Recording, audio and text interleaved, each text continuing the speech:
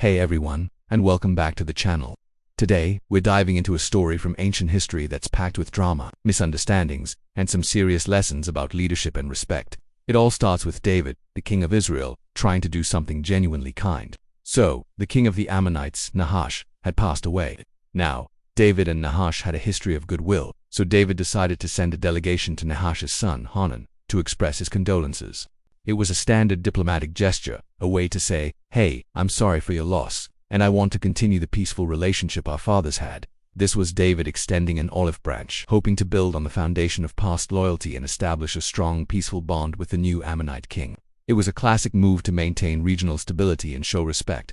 But here's where things take a sharp turn. Hanun's advisors, his inner circle, were deeply suspicious. They told their new king, "Do you really think David is sending these men to comfort you? Don't be naive.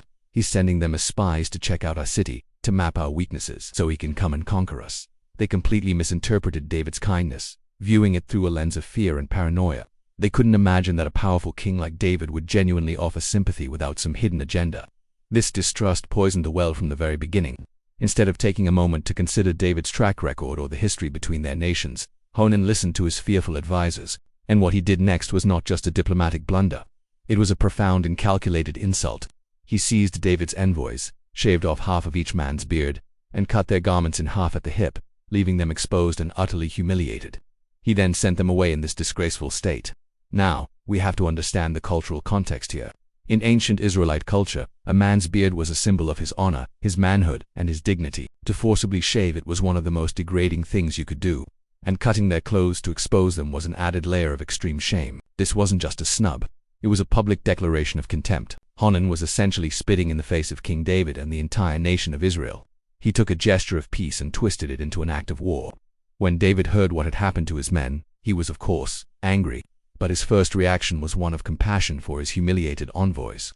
He told them to stay in Jericho until their beards grew back, sparing them the shame of returning to Jerusalem in that state. This shows David's character. He cared for his people's dignity, but it also shows that he understood the gravity of the insult. The line had been crossed. Hanun's actions had created a diplomatic crisis that couldn't be ignored. The Ammonites knew they had made a massive mistake. They realized that they had made themselves a stench to David, a phrase that means they had become repulsive and had created an enemy. They knew retaliation was coming. Panicked by their own foolishness, they didn't try to apologize or fix the situation. Instead, they doubled down on their aggression. They decided to prepare for war. But they knew they probably couldn't take on David's seasoned army alone. So, they pooled their resources and hired a massive force of mercenaries. They brought in soldiers from various Aramean kingdoms, tens of thousands of them. It was a huge, expensive gamble, all fueled by the fear born from their own pride and poor judgment. They had turned a potential ally into a sworn enemy and were now bracing for the consequences. David, seeing this massive army gathering, knew he had to act. He sent out his entire army, led by his brilliant and loyal general, Joab. When Joab and his forces arrived, they saw the tactical situation. The Ammonites were positioned at the entrance to their city, Rabbah, while their hired mercenary allies, the Arameans, were in the open field nearby. They were facing a two-front battle. This is where Joab's strategic genius shines. Instead of panicking, he analyzed the situation and devised a clever plan. He decided to split his forces. He took the best of the best, Israel's elite soldiers, to face the more formidable Aramean mercenaries in the open country. He then gave command of the rest of the army to his brother Abishai with a clear objective: keep the Ammonites pinned down at their city gate. Joab's speech to his brother before the battle is legendary. He said, "If the Arameans are too strong for me, you come and help me. If the Ammonites are too strong for you, I'll come and help you. Be strong, and let's fight bravely for our people and for the cities of our God." It was a plan built on trust, mutual support, and a deep sense of purpose. They weren't just fighting for glory. They were fighting to defend their nation from an unprovoked act of aggression. So, the battle began. Joab led his elite troops in a charge against the Arameans. Seeing the ferocity and determination of the Israelite charge, the mercenaries broke and fled. They were hired men, after all, not deeply committed soldiers fighting for their homeland. Their will to fight evaporated quickly. When the Ammonites saw that their powerful mercenary allies were running for the hills, their own courage completely failed them. They turned and retreated back into the safety of their walled city. Abishai and his men had successfully held them in check. It was a decisive and strategic victory for Israel. Executed perfectly by Joab, he had faced a two-front threat and neutralized it with brilliant tactics and brave leadership. After this initial victory, Joab returned to Jerusalem. But the story wasn't over. The defeated Arameans regrouped and gathered an even larger force, bringing in reinforcements from beyond the Euphrates River. They were determined to avenge their defeat. When David heard this, he knew he couldn't leave this threat unchecked. This time, David himself led the entire Israelite army to confront them. The resulting battle was another overwhelming victory for Israel. David's forces completely crushed the Aramean coalition. Their commander was killed, and the Aramean kings who had allied against Israel quickly surrendered. They made peace with Israel and became their subjects, promising never again to help the Ammonites. David had not only defeated the immediate threat but had also dismantled the entire support system the Ammonites were relying on.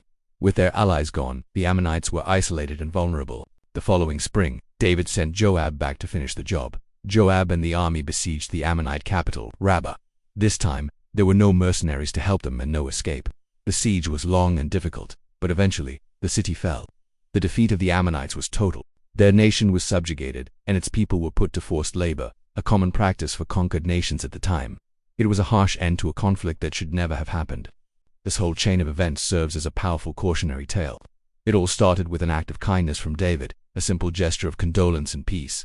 But because of the Ammonite leaders' pride, paranoia, and poor counsel, it spiraled into a devastating war.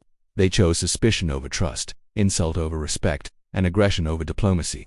Their inability to recognize genuine goodwill led directly to their downfall. They listened to fear instead of wisdom, and the consequences were catastrophic for their people.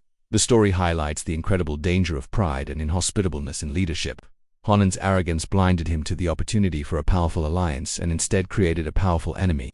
It also underscores the importance of communication and the willingness to give others the benefit of the doubt. A simple conversation could have prevented all of this bloodshed. On the other side, we see David's response. While he was firm and decisive in protecting his nation's honor, his initial goal was peace. His actions throughout his reign often illustrate the importance of grace and forgiveness in building strong relationships, though in this case, the insult was too severe to ignore. This piece of history is more than just an old war story. It's a timeless lesson about human nature. It shows how quickly distrust can escalate, how pride can lead to ruin, and how crucial it is for leaders to act with wisdom and humility rather than fear and arrogance. It reminds us that sometimes, the greatest threats we face are the ones we create for ourselves through our own misjudgments. Thanks so much for watching. What do you think are the biggest lessons from this story? Let me know down in the comments. And if you enjoyed this dive into history, don't forget to like, subscribe, and hit that notification bell so you don't miss our next video. See you next time, and God bless.